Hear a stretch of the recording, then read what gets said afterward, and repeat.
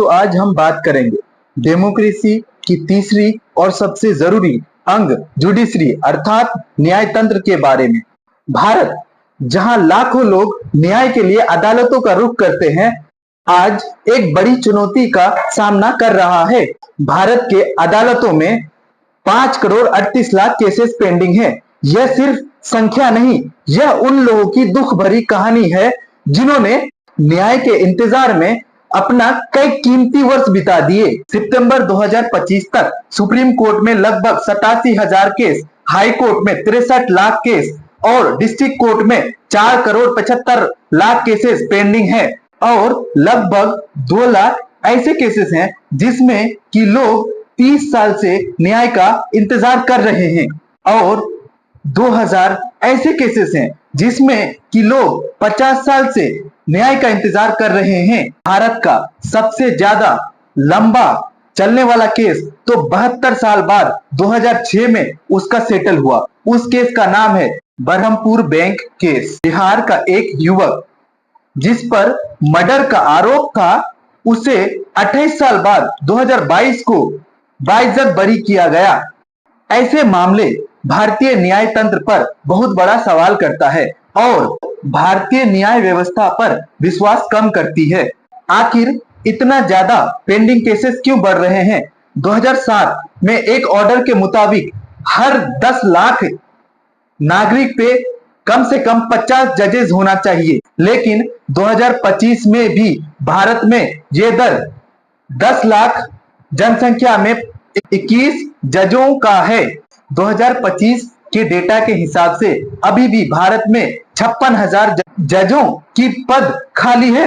हमारी न्यायालय में कोर्ट कॉम्प्लेक्स, आधुनिक प्रक्रिया और अधिकारियों की बेहद कमी है। जटिल कानूनी प्रक्रिया, जजों की बार बार लंबी छुट्टियां और अदालतों का हड़ताल होना, ये सभी केस पेंडिंग होने का बहुत बड़ा कारण है और सरकारी मुकदमों का अधिकता, जो कुल मामलों का लगभग आधा हिस्सा है।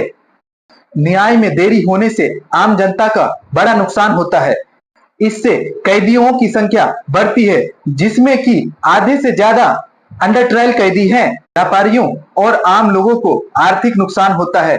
यही कारण है आम लोग कोर्ट कचहरी के चक्कर काटने से डरते हैं और न्याय व्यवस्था पर जनता का भरोसा डगमगाता है। प्रोफेसर विलियम हुब्बार्ड कहते हैं, जितना ज्यादा पेंडिंग केस बढ़ेगा उतना ही न्यायपालिका का प्रभाव और न्याय प्रदान करने की क्षमता कम होगी। न्याय में देरी मतलब न्याय से वंचित। इससे कैदियों की संख्या बढ़ती है, आम लोगों को आर्थिक बोझ उठाना पड़ता है, लोगों का न्याय व्यवस्था पर विश्वास कम होता है। अदालतों में पुराने मामले को कम करने के लिए सरकार ने कई नए कदम उठाए हैं, जैसे कि फास्ट ट्रैक कोर्ट, डिजिटलाइजेशन और नए जजेस का अपॉइंटमेंट। 2024-25 के बीच न्यायालय ने 107% केसेस को सॉल्व किए हैं, लेकिन नए मामले तेजी से बढ़ रहे हैं, इसीलिए समस्या अभी भी बनी हुई है।